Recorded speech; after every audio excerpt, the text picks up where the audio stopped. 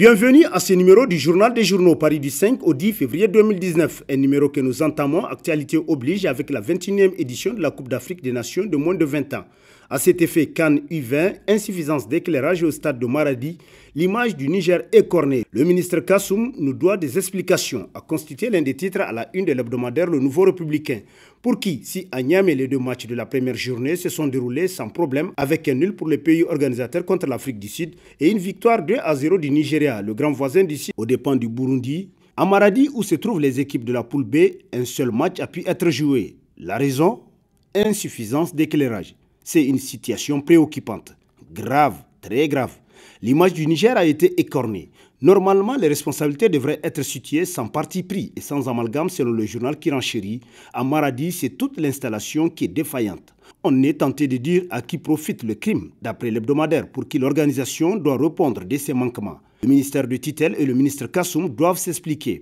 D'autant que la décision de la fédération de faire jouer la poule B à Maradi n'avait pas rencontré l'agrément du ministre des Sports. Et tout naturellement, les mauvaises langues disent que le ministre de tutelle aurait traîné les pieds pour l'attribution du marché de réfection du stade régional de Maradi pour le mettre aux normes, attendant probablement un entrepreneur prêt à donner d'importantes commissions, constate le Nouveau Républicain. Gestion des alentours du stade général Seyni Kounché, interpellé par un député, Kassoum Mokhtar se mure dans un silence assourdissant. Titre de la rubrique On en parle de sa parution du 8 février, le quotidien L'Enquêteur, qui nous apprend que choqué par la modification de l'architecture initiale des lieux, le député Soumana Sanda a adressé en décembre dernier une question écrite au ministre Mokhtar Kassoum relativement à ces constructions privées dans un domaine public. Nous observons des travaux sur un grand périmètre du côté est en face du restaurant Tabakedi. Que compte ériger le ministère à cet endroit? Quel est le statut de toutes ces réalisations autour de ce grand complexe sportif national?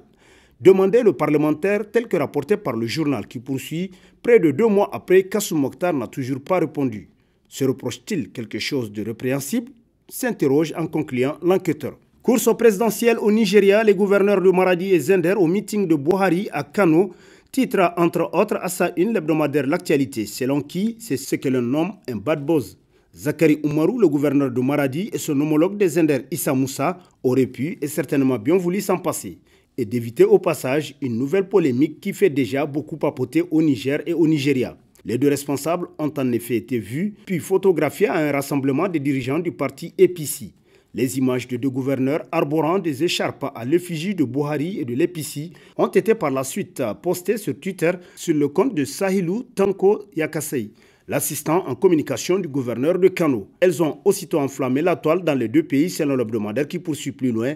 La preuve, ce malheureux et inopportun épisode a fini par embarrasser les responsables de l'APC, en plus de constituer un vrai risque diplomatique pour les autorités du Niger, car rien n'est encore joué dans cette élection malgré les apparences. Et on imagine mal la présence de la délégation nigérienne à Kano sans un aval de Niamey, conclut l'actualité. Désaccueilli à la primature, un haut collaborateur du Premier ministre prit la main dans le sac, s'interroge dans ses colonnes l'hebdomadaire Le Courrier, qui nous apprend davantage qu'un haut responsable du cabinet s'est pris la main dans le sac dans une sale affaire de près de 100 millions de francs CFA.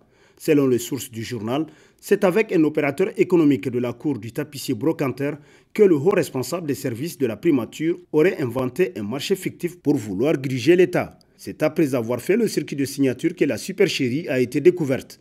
Une affaire qui embarrasse le Premier ministre Brigitte Raffini, qui aurait des difficultés à se débarrasser de son collaborateur récalcitrant tel que rapporté par Le Courrier. Qui se cache derrière Sony Loga?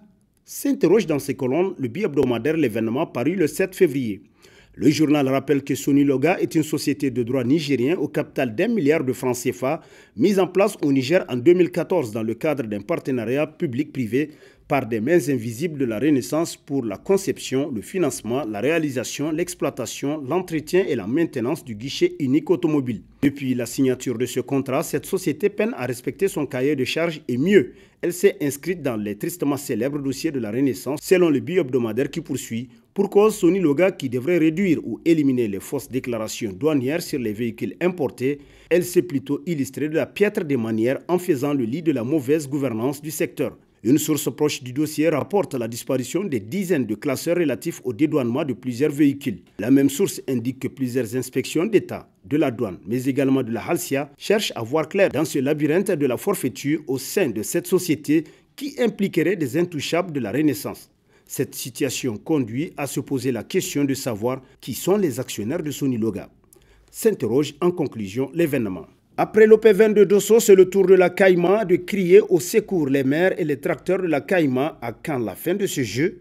S'interroge dans ses colonnes l'hebdomadaire Niger Times, pour qui, au niveau de la région de Dosso, on aurait tout vu. Comment comprendre que des maires se permettent de jouer avec la gestion de l'État jusqu'à présenter des impayés vis-à-vis de la centrale d'approvisionnement en intrants et matériel agricole, la Caïma, avec laquelle il a été signé une convention de vente à crédit des tracteurs. Certaines communes ont soldé leurs dettes, démontrant leur volonté d'accompagner l'État dans cette dynamique de décentralisation qui implique la gestion rationnelle des ressources au niveau local.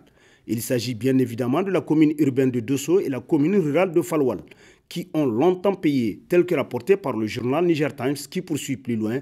Cette situation d'impayés qui caractérise la conduite de certains maires nous rappelle l'affaire OP20 de Dosso où des centaines de millions seraient détournés par les maires au détriment des pauvres. Comprendra qui pourra l'inconstance, titre dans sa rubrique Société, l'hebdomadaire La Flamme, pour qui, décidément au Niger, l'on a tout vu. C'est le pays où pour un rien et dans un laps de temps, certains renoncent à ce qu'ils avaient soutenu pendant des années.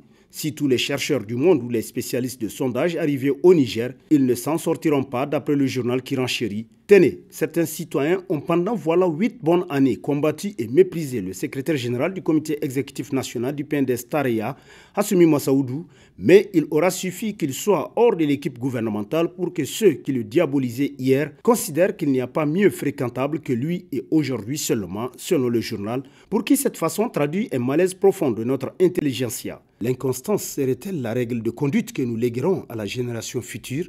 S'interroge en concluant La Flamme. Course à l'investiture du PNDS pour la présidentielle de 2021, Hassoumi Massaoudou écarté, Bazoum Mohamed s'inquiète des intentions réelles du président Issoufou. Titre à sa une, l'hebdomadaire Le Monde d'aujourd'hui, pour qui s'il est vrai que Hassoumi a été renvoyé du gouvernement pour cause d'indiscipline, ce n'est pas suffisant pour rassurer Mohamed Bazoum qui n'est pas de la dernière pluie.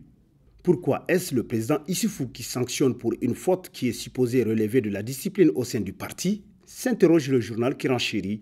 Une sanction du parti attendue par les partisans du ministre de l'Intérieur et président du parti au détour de la réunion du bureau politique du PNDS le vendredi 1er février 2019 aurait satisfait à leurs attentes. C'est à tout point de vue la sanction appropriée. Curieusement, c'est le président Issoufou qui joue aux pompiers en signant un décret dont la forme traduit certes à tout point de vue que l'ancien ministre des Finances s'est attiré le courroux du président Issoufou.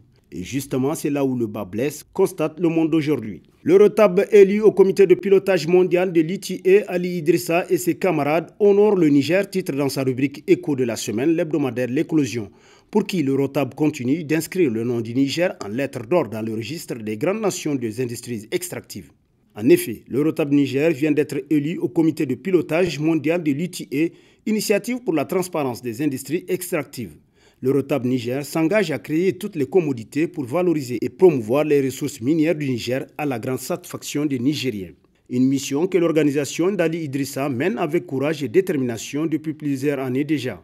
Au-delà du Rotab et son coordonnateur, c'est le Niger tout entier que cette distinction honore, conclut l'éclosion. Disponibilité du gaz domestique à Niamey, pénurie artificielle ou entretenue? S'interroge l'hebdomadaire satirique Le Canard en furie, pour qui paradoxalement c'est durant cette situation de pénurie que prolifèrent comme des petits pains des sociétés de distribution de gaz d'un nouveau genre dirigées par des lobbies hyper connectés avec les sphères de décision au plus haut sommet de l'État. Ces sociétés pirates s'adonnent à une concurrence déloyale en violation flagrante des différents arrêtés qui régulent la distribution du gaz au Niger selon le satirique qui poursuit plus loin. Aujourd'hui, plus d'un Nigérien se trouve blessé dans son amour pour la patrie en apprenant que la SONIDEP, pour faire face à cette situation, se trouve dans l'obligation de se rediriger vers Cotonou au Bénin, comme si la création et l'implantation de la SORAS n'a apporté aucune valeur ajoutée à l'économie nigérienne. Et sur ce, prend fin le présent numéro de la revue de presse. Prochain rendez-vous, plaise à Dieu dans une semaine, avec toujours la même passion de vous servir. Bonne lecture et au revoir.